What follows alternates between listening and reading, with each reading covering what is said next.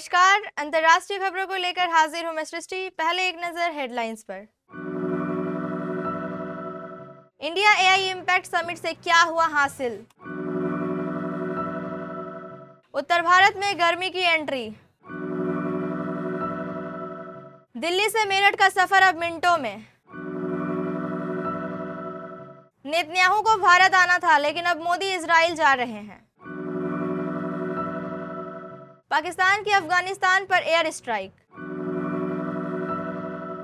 Israel का पूरा middle east. Israel में अमेरिकी राजदूत ने मध्य पूर्व पर ऐसा क्या कहा कि इस्लामी देशों ने जताया विरोध। लग्न के बीच सोने चांदी के दाम में भारी उछाल। धुरंधर 2 से क्लैश के बावजूद फायदे में रहेंगे यश। पाकिस्तानी क्रिकेटर को भारतीय टीम से हुई जलन। दुनिया की सबसे बड़ी टेक कंपनियों के शीर्ष अधिकारियों के बीच बातचीत और दिल्ली के बीचों बीच लाखों लोगों का जमावड़ा। इस दौरान हर जगह दो शब्द सुनाई देते रहे, आर्टिफिशियल इंटेलिजेंस। भारत सरकार के मुताबिक इंडिया एआई इम्पैक्ट समिट अब तक का सबसे बड़ा एआई समिट था। ब्रिटेन, साउथ कोरिया और फ्रांस में यह समिट होने के बाद पहली बार ग्लोबल साउथ के किसी देश में यह समिट हुआ। देखते हैं इस रिपोर्ट से क्या क्या अहम बातें निकली। 21 फरवरी को 88 देशों और अंतर्राष्ट्रीय संगठनों ने नई Delhi AI impact summit declaration का समर्थन किया। इनमें अमेरिका, चीन, ब्रिटेन, फ्रांस, जर्मनी और यूरोपियन यूनियन शामिल हैं।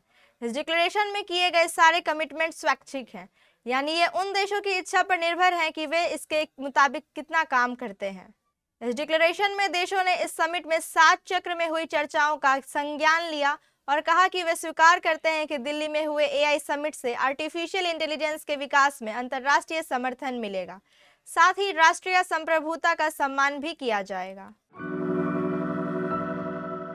देश भर के मौसम में बदलाव देखने को मिल रहा है। एक तरफ दक्षिण भारत में भारी बारिश का अलर्ट जारी किया गया है, तो दूसरी ओर उत्तर भारत के कई हिस्सों में गर्मी का असर दिखने लगा है। भारत मौसम विज्ञान विभाग के अनुसार दक्षिण पश्चिम बंगाल की खाड़ी में बने कम दबाव के क्षेत्र का असर आज दक्षिण तमिलनाडु और दक्षिण केरल में देखने को मिल सकता है।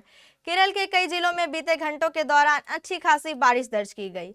मौसम विभाग के मुताबिक एर्नाकुलम, कोट्टायम और अलापुझा जिलों में सबसे ज्यादा बारिश रिकॉर्ड हुई है। एर्नाकुलम के कुछ इलाकों में 70 मिमी से अधिक बारिश दर्ज की गई। प्रधानमंत्री नरेंद्र मोदी आज दिल्ली के सराय काले खां से मेरठ के बेगमपुल स्टेशन तक नमो भारत ट्रेन को हरी झंडी दिखाएंगे। आज मेरठ वासियों का मेट्रो का सपना भी पूरा होने जा रहा है। पीएम मोदी नमो भारत ट्रेन को हरी झंडी दिखाने के साथ साथ 22 फरवरी को मेरठ मेट्रो का भी उद्घाटन करने वाले हैं। 20 फरवरी को नमो भारत ट्रेन का सराय काले खाम से मेरठ बेगमपुल तक नॉन स्टॉप ट्रायल किया गया था। इस दौरान मेरठ बेगमपुल स्टेशन से मेरठ साउथ स्टेशन तक मेरठ मेट्रो का भी ट्रायल किया गया था।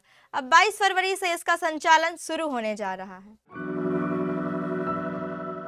भारत के प्रधानमंत्री नरेंद्र मोदी अगले सप्ताह 2 दिनों की इजराइल यात्रा करेंगे। इस दौरान वह इजराइल की संसद को भी संबोधित कर सकते हैं।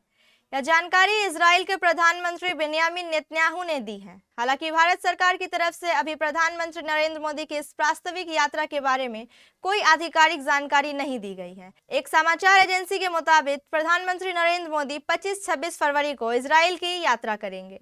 इजराइल के प्रधानमंत्री बेंयामिन नेतन्याहू ने रविवार को यरूशलेम में एक सम्मेलन को संबोधित करते हुए इस बारे में जानकारी दी। पाकिस्तान की सेना ने रविवार तड़के अफगानिस्तान के सीमावर्ती इलाकों में एयर स्ट्राइक की। अल जजीरा के मुताबिक सेना ने दावा किया कि तहरीक-ए-तालिबान पाकिस्तान और इस्लामिक स्टेट से जुड़े 7 कैंपों और ठिकानों को निशाना बनाया गया। इसमें कई लोगों की मौत की खबर है।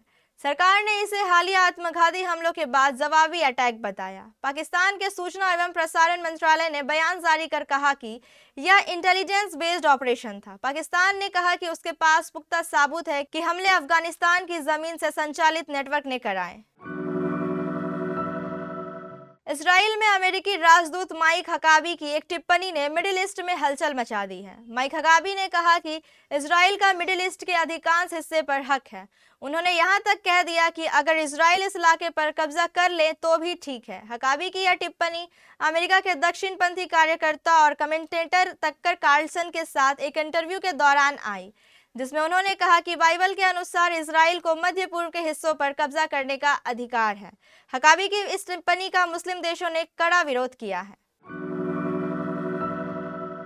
इजराइल में अमेरिका के राजदूत माइक हकाबी ने कहा है कि अगर इजराइल पूरे मध्य पूर्व पर कब्जा कर ले तो भी ठीक है। माइक हकाबी ने शनिवार को दक्षिणपंथी राजनीतिक कार्यकर्ता और टिप्पणीकार टक्कर कार्लसन को एक इंटरव्यू में कहा कि इजराइल को बाइबल के मुताबिक मध्य पूर्व के बड़े हिस्सों पर कब्जा करने का अधिकार है। हकाबी के इस बयान पर जॉर्डन और इस्लामी देशों के संगठन ऑर्गेनाइजेशन ऑफ इस्लामिक को ऑपरेशन ने कड़ी प्रतिक्रिया दी है। जॉर्डन ने हकाबी के बयान को गैर जिम्मेदाराना, भड़काऊ और बेतुका करार दिया है। वहीं ओआईसी ने कहा कि इसे किसी भी हालत में मंजूर नहीं किया जा सकता। लग्न के इस सीजन में शादियों की खरीदारी कर रहे परिवारों को बड़ा झटका लगा है। मुजफ्फरपुर के सराफा बाजार में रविवार को सोने और चांदी की कीमतों में जोरदार तेजी दर्ज की गई। शनिवार की तुलना में रविवार को 24 कैरेट सोना प्रति 10 ग्राम 3,000 रुपए महंगा हो गया, जबकि चांदी की कीमतों में प्रति किलोग्राम 9,000 रुपए की भारी वृद्धि देखी गई है। कीमतों में आए इस अचानक उछाल ने ग्राहकों के बजट को पूरी तरह बिगाड़ दिया है। All India Boolean merchant association Muzaffarpur के अनुसार रविवार को बाजार खुलते ही कीमतों में तेजी का रुख रहा। 24 कैरेट सोने की कीमत अब 1,62,000 रुपए प्रति 10 ग्राम पर पहुंच गई है। वहीं आभूषण बनाने के लिए सबसे ज्यादा उपयोग होने वाले 22 कैरेट सोने का भाव 1,48,200 रुपए प्रति 10 ग्राम दर्ज किया गया। रॉकिंग स्टार के नाम से जाने जाने वाले एक्टर यश जल्द film toxic the fairy tale for grown ups के साथ सिनेमा घरों में दस्तक देने वाले हैं। शुक्रवार 20 फरवरी को पिक्चर का नया टीजर रिलीज हुआ है, जिसने दर्शकों को इस रिवेंज ड्रामा के लिए बेहद उत्साहित कर दिया। अब एक्टर की फीस का खुलासा भी हो गया है। खबरों के मुताबिक यश टॉक्सिक में अपने रोल के लिए 50 करोड़ रुपए ले रहे हैं। हालांकि चूंकि एक्टर खुद फिल्म के प्रोड्यूसर भी हैं, तो एक अन्य रिपोर्ट में दावा किया गया है कि रॉकिंग स्टार यश कुल मिलाकर करीब 150 करोड़ रुपए चार्ज कर रहे हैं। इसमें उनकी एक्टिंग फीस के साथ साथ फिल्म से होने वाली प्रॉफिट शेयरिंग भी शामिल है। ध्यान देने वाली बात यह है कि इन आंकड़ों की कोई आधिकारिक पुष्टि नहीं हुई है। आईसीसी मेंस टी20 वर्ल्ड कप 2026 के बीच पाकिस्तान के पूर्व तेज गेंदबाज मोहम्मद आमिर अपने बयानों को लेकर सुर्खियां बटोर रहे हैं। हाल ही में आमिर ने भारतीय टीम के सलामी बल्लेबाज अभिषेक शर्मा को स्लॉगर बताया था। आमिर का मानना था कि अभिषेक सिर्फ बल्ला घुमाते हैं। आमिर ने कहा था कि अभिषेक का दिन होने पर वो बड़ी इनिंग्स खेल सकते हैं, लेकिन तकनीकी रूप से और मजबूत होने की जरूरत है। सूर्य कुमार यादव की कप्तानी में टीम इंडिया ने अब तक मौजूदा टूर्नामेंट में शानदार प्रदर्शन किया है। अहमदाबाद के नरेंद्र मोदी स्टेडियम में नीदरलैंड्स को हराकर भारत ने मौजूदा टूर्नामेंट में लगातार चौथी जीत हासिल की और टॉप पर रहते हुए सुपर 8 में जगह बनाई। हालांकि कुछ मुकाबलों में टीम इंडिया का बल्लेबाजी क्रम संघर्ष करता नजर आया। अभिषेक शर्मा अभी तक खाता भी नहीं खोल पाए हैं और 3 बार शून्य पर आउट हो चुके हैं। मध्यक्रम भी अपेक्षित स्थिरता नहीं दिखा सका है। इसी प्रदर्शन को आधार बनाते हुए आमिर ने कहा कि भारत की बल्लेबाजी दबाव में बिखर सकती है।